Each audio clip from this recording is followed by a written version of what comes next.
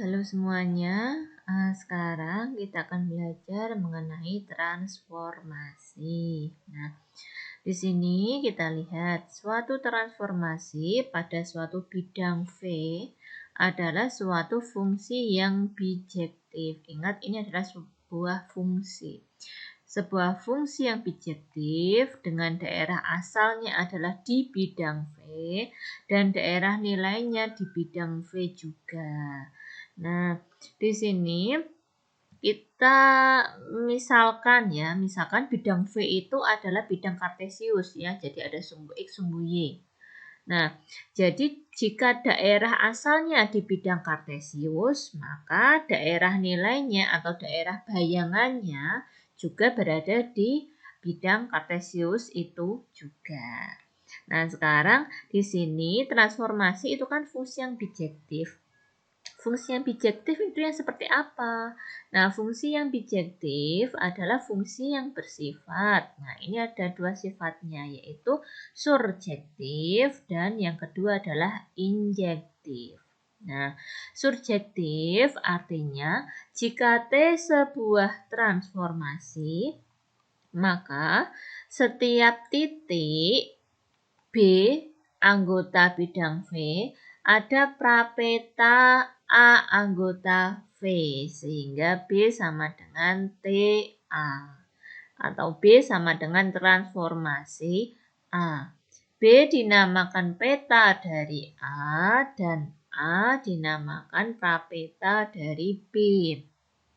Jadi setiap kita ambil sebuah titik sembarang di V pasti punya daerah asalnya ya.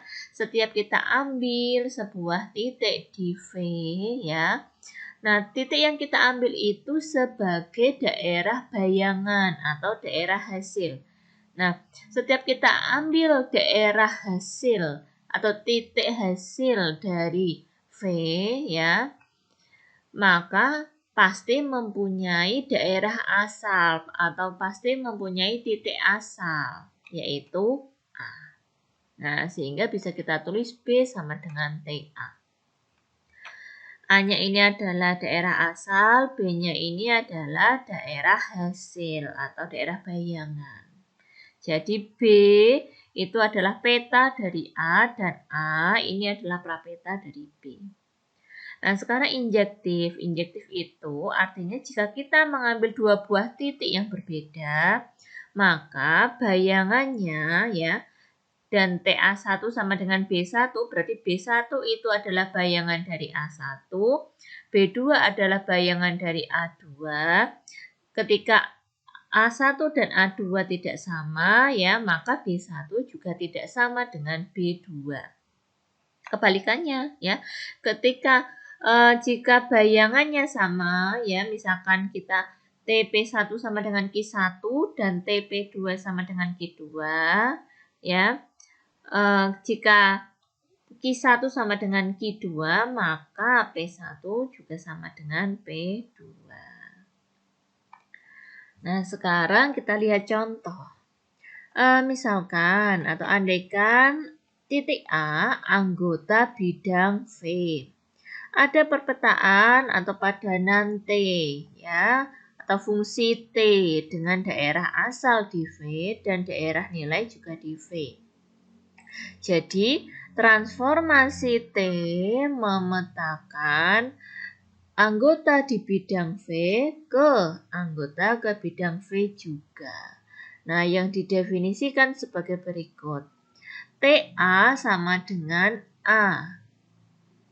Nah, ketika sebuah titik itu tidak sama dengan A, ya, apabila P tidak sama dengan A, maka TP sama dengan Q, ya. Bayangan dari P adalah titik Q, di mana titik Q itu adalah titik tengah garis AP. Nah, kita akan menyelidiki apakah padanan T atau apakah fungsi T tersebut sebuah transformasi. Nah, berarti untuk mempermudah kita lihat gambar ilustrasinya ini ya. Jadi kita punya titik sembarang A. Ya, kita lihat. Kalau TA adalah A itu sendiri. Jadi bayangan dari A adalah A itu sendiri, ya. Kemudian ketika ada titik lain selain A, misalkan titik B, ya, jelas titik P tidak sama dengan A, ya kan? Jadi TP-nya atau daerah hasil dari P yaitu titik Q dengan Q titik tengah garis AP. Jadi ketika ada titik lain, misalkan titik P, maka bayangan titik P itu adalah TP. TP itu letaknya di mana? Yaitu tengah-tengah dari AP. Jadi ini adalah TP. Nah, seperti itu. Nah, sekarang kita akan membuktikan. Jelas bahwa A memiliki peta, yaitu A sendiri. Nah, ketika kita ingin membuktikan ini ya, aturan yang pertama ini ya, jelas bahwa A memiliki peta, yaitu A sendiri. Nah, ketika kita ambil sembarang titik R, tidak sama dengan A. Ya, dan titik R ini terletak pada V. Karena V bidang Euclides, maka ada satu garis yang melalui A dan R. Ya, jadi A dan R bisa dibuat satu garis. Jadi ada satu ruas garis AR sehingga ada tepat satu titik S ya antara A dan R di mana AS sama dengan SR. Nah, ini sesuai pada aturan yang kedua ya, transformasi tadi, soal tadi. Nah, sekarang kita lihat. Ini berarti untuk X anggota V ada satu Y dengan Y sama dengan TX yang memenuhi persyaratan 2. Jadi daerah asal T adalah V. Nah, sekarang kita akan membuktikan apakah T itu subjektif ya. Nah, di sini kita akan membuktikan apakah T subjektif atau apakah daerah nilai T juga di V. Nah, untuk menyelidiki ini cukup kita pertanyakan apakah setiap titik di V memiliki prapeta. Jadi apabila Y anggota V, setiap kita ambil titik sembarang di V, apakah ada X anggota V di mana TX sama dengan Y. Nah, kita lihat. Kita lihat ketentuan yang pertama ya, yaitu yang ini TA sama dengan A. Nah, kita lihat ya, menurut ketentuan pertama, kalau Y sama dengan A, prapetannya adalah A sendiri, sebab TA sama dengan A. Berarti ini sudah jelas ya, memenuhi sifat surjektif. Nah, sekarang apabila Y tidak sama dengan A, maka oleh karena V suatu bidang Euclides, ada X tunggal, sehingga X anggota AY. Sehingga AY sama dengan YX. Oke. Nah, ini Y tidak sama. Oh, sebentar.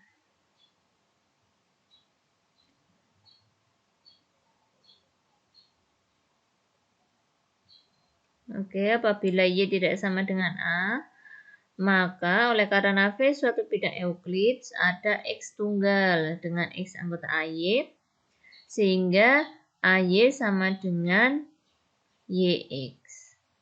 Jadi Y adalah titik tengah AX yang merupakan satu-satunya titik tengah. Jadi Y sama dengan TX. Nah, ini ketentuan yang kedua. Ya, ketentuan yang kedua ini jelas memenuhi sifat surjektif. Nah, kemudian apakah T itu injektif? Berarti kita lihat. Untuk menyelidiki ini, kita akan mengambil dua buah titik, ya, titik P dan titik Q, di mana P tidak sama dengan A, Q tidak sama dengan A, dan P tidak sama dengan Q.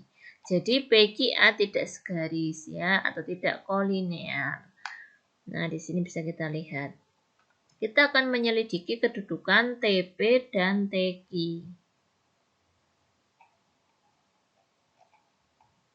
Nah, andaikan TP sama dengan TQ, ya, kita andaikan dulu TP dan TQ ini sama, ya. TP dan TQ ini menyatu, kita andaikan.